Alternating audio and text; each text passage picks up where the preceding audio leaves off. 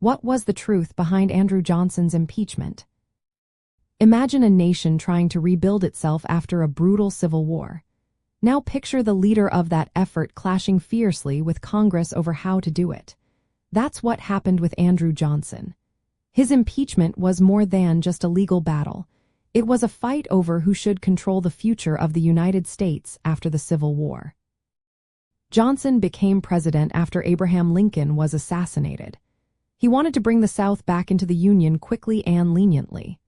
But Congress, especially the radical Republicans, wanted to reshape Southern society and protect the rights of newly freed African Americans. They believed Johnson was too soft and was blocking their plans for Reconstruction. Johnson vetoed many laws that Congress passed to help rebuild the South and secure civil rights. He thought these laws were unconstitutional and unfair to white Southerners. This made him enemies in Congress, who saw him as an obstacle to their vision of a transformed South. The conflict grew worse when Johnson openly criticized Congress and refused to cooperate with their policies. The immediate trigger for his impeachment was his violation of the Tenure of Office Act. Congress had passed this law to limit the president's power to remove certain officials without Senate approval.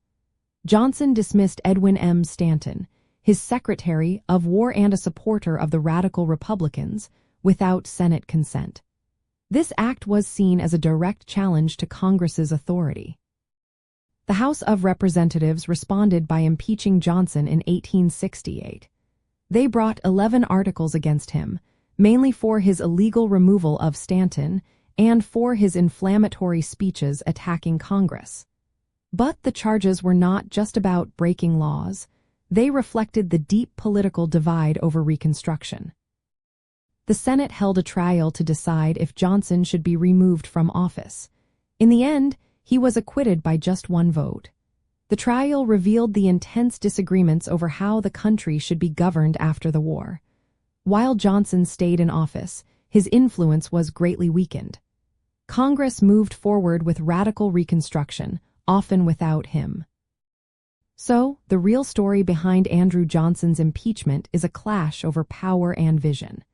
It was about whether the president or Congress should lead the nation's rebuilding after the Civil War.